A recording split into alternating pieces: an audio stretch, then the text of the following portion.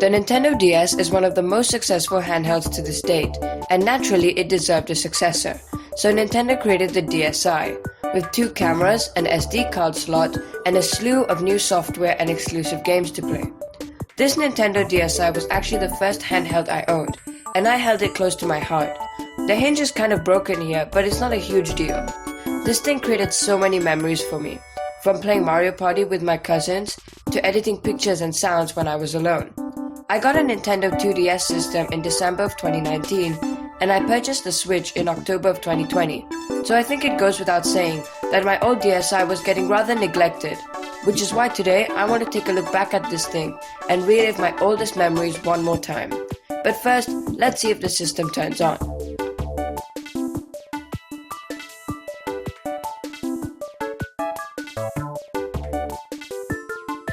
So first things first, the DSi was the successor to the DS, so it naturally includes all of the DS's staples, like 2 screens and a clamshell design.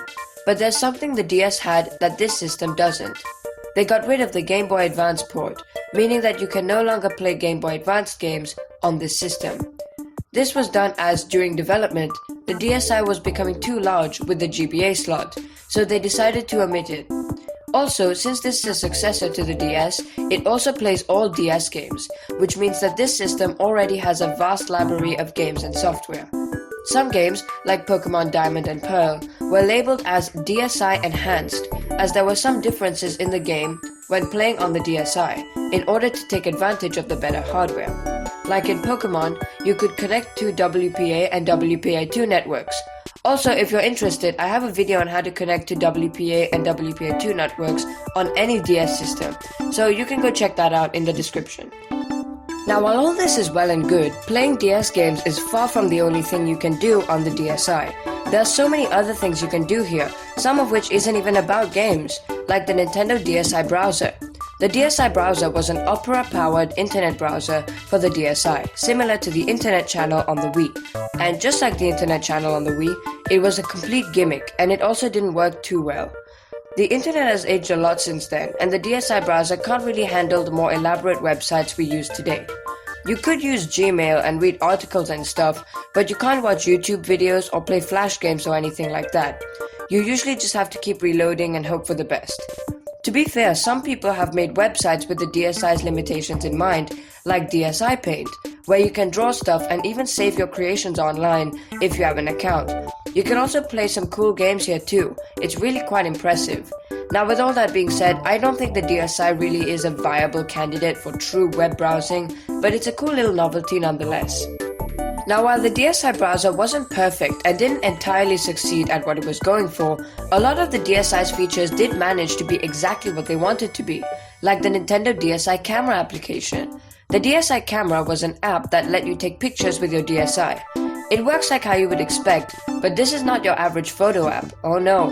The DSi Camera app actually included a ton of features that made it enough to be considered an almost full-fledged photo editing app. With the Dsi Camera, you could not only take pictures, but you could also edit them using the provided tools. Since there aren't a lot, let's just go through them all. Distortion lets you distort and smudge images. Graffiti lets you draw and add stickers to your pictures. Color and Color Pad let you alter the picture's colors. Mirror allows you to add mirrors and reflection to your pictures. Mischief allows you to add filters to faces. Emoter adds a filter to change emotions to make them happy, sad, or angry. Merge can be used to merge 2 faces together, and finally Resemblance is used to see how alike 2 faces are. You can even make your own frames and view slideshows. It's a really fleshed out app and is really fun to use. Just like the Dsi Camera, the DSi had a lot of fun stuff to play around with, like the Dsi Sound App. This app let you listen to music in M4A or AAC format on your SD card, which is pretty cool. You can even play around with the music by adding stuff like beats and sound effects, and you can see some cool visual effects too. My personal favorite one has to be the Mario themed one, where the Lakitu drops coins in different locations and you have to try to nab them while jamming out to your favorite songs. It's a really fun time. But the main thing about the Dsi Sound app is that you can record sounds of your own and play around with it by changing the speed, the pitch, and even adding some fun filters. It's a really fun app to mess around with. One of the most fun things to do here is to try to say stuff backwards and check to see if you got it right. Like this. Yeah, no, you stop. Yeah, no, you stop.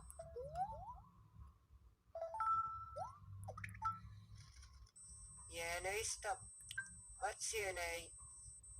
What's your name? What's your name? There is another pre-installed software on the DSi called Nintendo DSi plus Internet, which is a short video on connecting to the internet. It may not sound like much, but this gave me tons of entertainment back in the day, and I used to watch it many times when I got bored.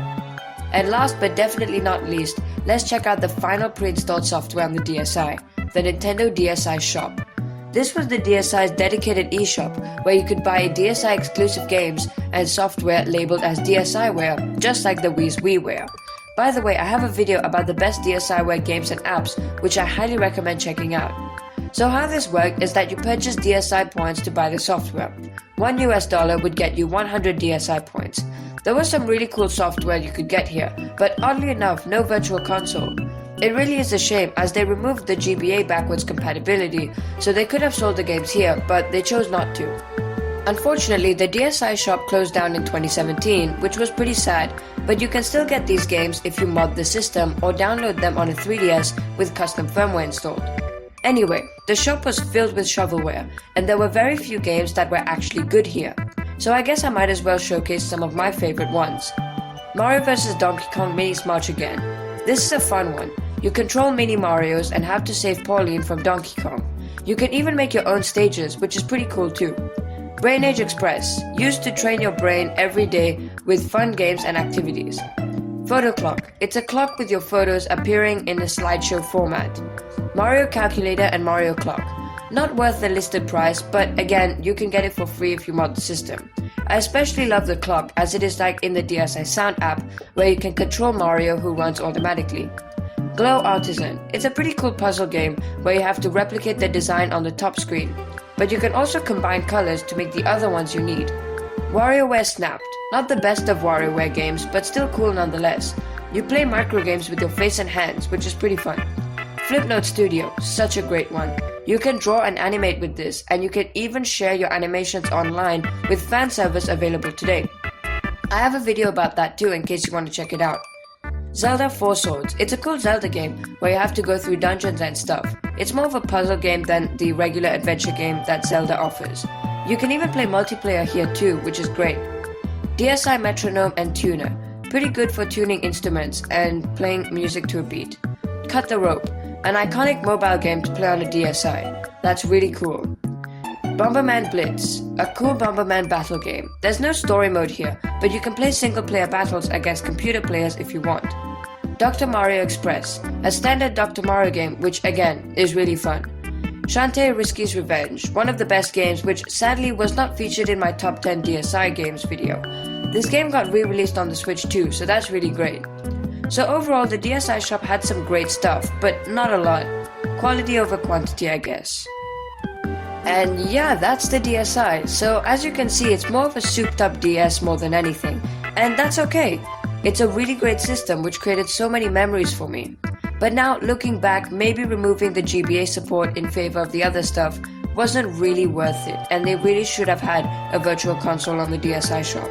All that being said, I think the Nintendo DSi is a fun little system for killing time, with the photo editing and sound recording, as well as the vast library of DS games to play. So to answer the question, is the DSi worth it in 2021? My answer is yes. Today you can find a used DSi for relatively cheap, and by buying something like the R4 Gold Pro, you can download DS ROMs to play and use homebrew apps. With all that said, I hope you all enjoyed watching this video, and I hope to see you guys next time. Bye!